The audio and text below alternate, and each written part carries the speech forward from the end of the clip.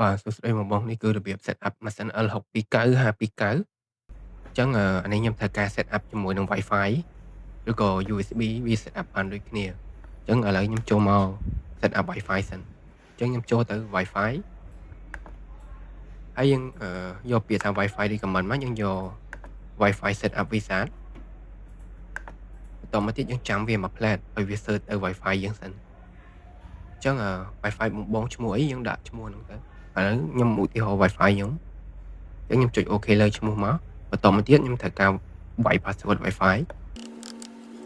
ចឹងឥឡូវខ្ញុំវាយ password Wi-Fi ចូលសិន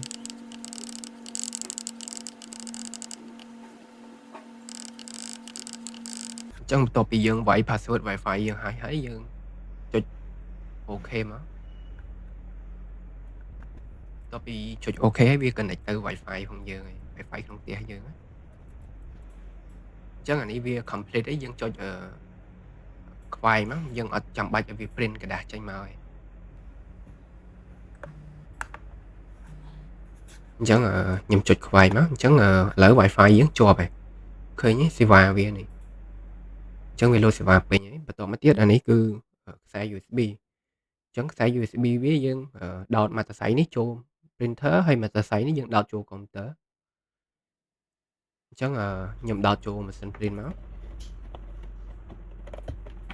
ហើយមកកន្ទុយទៀតយើងដោតចូល computer យើងបន្ទាប់ពីយើងដោតហើយអស់យើងចូលទៅ browser យើងចូលទៅ search ឈ្មោះម៉ាស៊ីន print យើងអញ្ចឹងម៉ាស៊ីន print យើងត្រូវដាក់ពាក្យថា driver ពីខាងមុខអញ្ចឹងម៉ាស៊ីន print បងប្អូនឈ្មោះអីយើងដាក់ឈ្មោះហ្នឹងមកឧទាហរណ៍ L629 អីចឹងណាឬក៏529អីចឹងទៅម៉ាស៊ីនខ្ញុំដាក់ឈ្មោះម៉ាស៊ីនផងខ្ញុំមកបន្ទាប់មកទៀតយើងយកខាងលើមកដល់កន្លែងនេះបងប្អូនយកពាក្យថា set up យក set up ហើយយើងចុចឲ្យវាចុះក្រោមតិចមកយើងយកពាក្យថា skip យើងចុច download មកបន្ទាប់ពីយើងចុច download ហើយយើងត្រូវការបើក driver ដែលយើង download មិញហ្នឹងមកអញ្ចឹងរងចាំវាបន្តិចយើងយក OK បន្តមកទៀតយក accept យើងយក yes ដល់កន្លែងនេះបងប្អូនចុចតាមវាទាំងអស់ណាចុចវាមានអត់អីយើងចុចនឹងទាំងអស់សិនទៅដល់កន្លែងនេះចុចគ្រីសហើយចុច next មកអញ្ចឹងមកដល់កន្លែងទៅនេះបើសិនជាបងប្អូន set up ជាមួយនឹង Wi-Fi អញ្ចឹងវានឹង load direct ហ្មងតែបើសិនជាអត់ចង់ set up មួយ Wi-Fi ទេអាច close វាទៅយើងយក USB វិញបានអញ្ចឹងចុច next មួយ Wi-Fi មកលឿនអញ្ចឹងមកដល់កន្លែងនេះយើងត្រូវរងចាំវាបន្តិចមកវា download ឲ្យយើងទាំងអស់មកដល់កន្លែងនេះបងប្អូនអត់ចង់បានអីទេយើងដកនឹងចេញទៅយើងយកអីដែលយើងចង់បានទេយើងចាំវា20វា install feature យើង